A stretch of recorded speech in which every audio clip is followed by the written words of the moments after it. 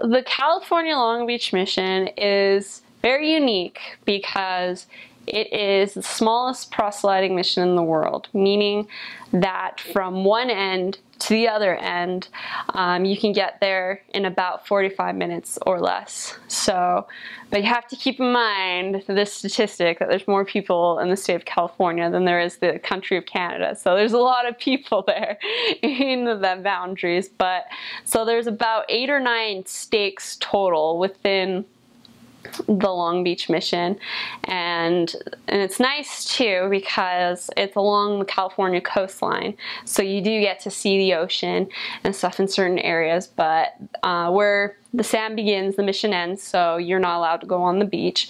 But on P days, if you're around in those areas, serving in those areas, you're welcome to certainly go and look at the ocean, of course. But as far as other areas that are pretty popular as far as what people know about, because it covers a lot of Orange County and a little bit of LA County.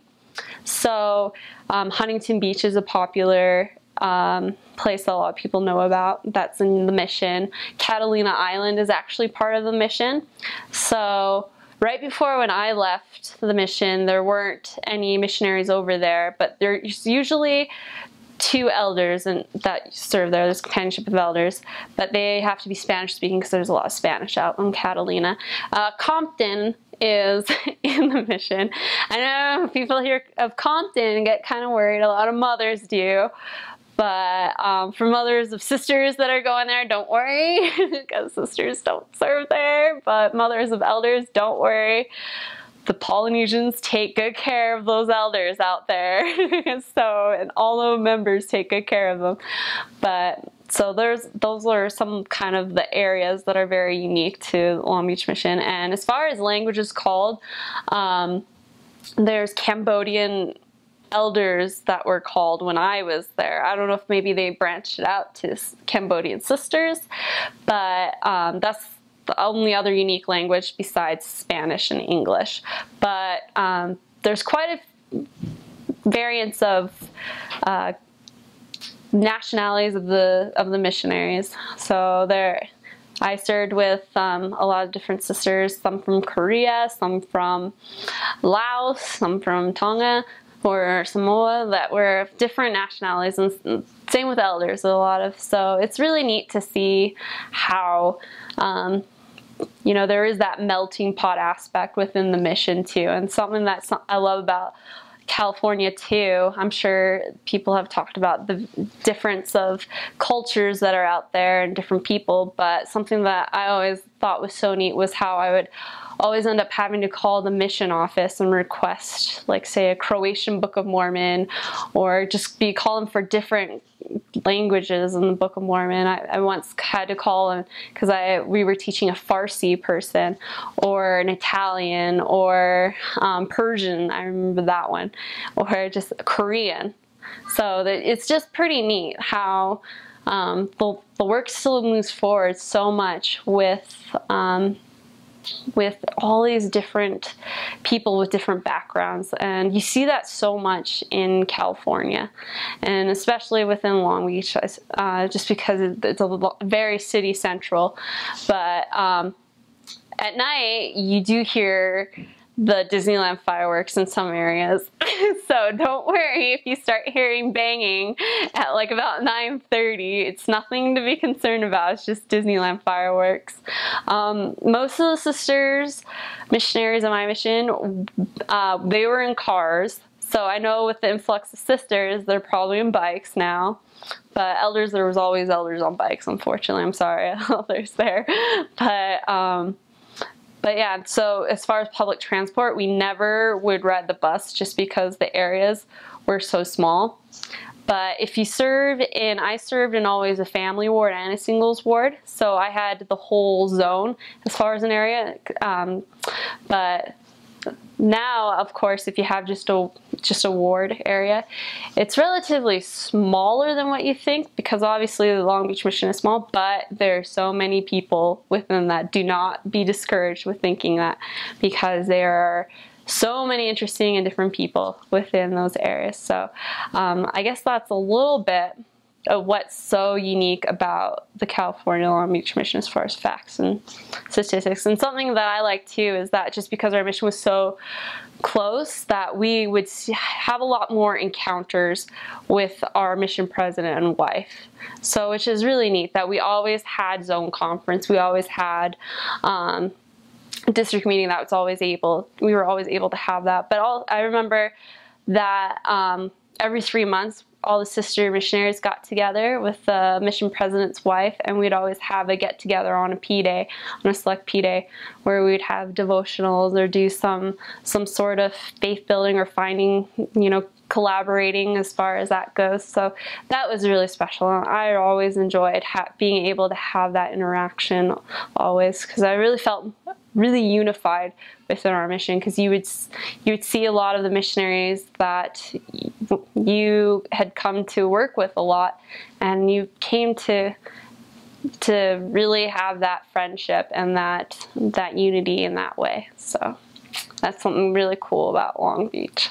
From day one of entering into the field, I was always reminded that the California Long Beach mission is a preach my gospel, exactly obedient white handbook mission. We followed that saying to a T, meaning that we reviewed preach my gospel daily and applied its precepts into our lives and into the work that we did in our areas. And that we would, every transfer, at the beginning of companionship study, we would read the white handbook. So we would be able to finish that book at least about twice in a transfer.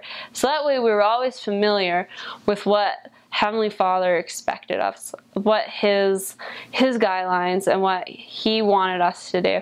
And that meant so much to all of us. And something that's also kind of unique too is that as missionaries in the California Long Beach mission, we know our purpose and the importance of inviting others to come under Christ. And so because we know that importance, part of that purpose is inviting people to be baptized, and we invite people to be baptized on the first lesson every time. I have kind of a story about that. It was in one of my areas. I had whitewashed, which means that me and my companion replaced some elders in the area. And so the area was completely new to us. And there was a bishop in one of the singles wards that I served in. He was an amazing bishop. He was a very inspired bishop. We had come to see him do such marvelous things. He was a very straightforward kind of guy. He was a little intimidating a bit, especially because when we were new missionaries, he was definitely a little bit more intimidating. And so you go to ward council meetings a lot every Sunday morning, because you counsel with the leaders in the wards about the missionary work and invite them to do things and report on your investigators and how fellowshipping is going and lessons and such.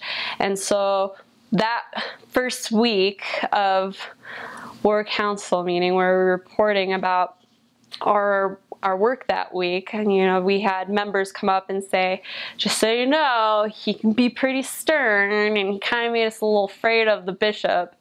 and so we were reporting on one of our investigators that we had taught a first lesson to, and we informed the council, and especially the bishop, that we had invited her to be baptized. And he kind of stopped us right there and said, "Sisters, that seems too soon.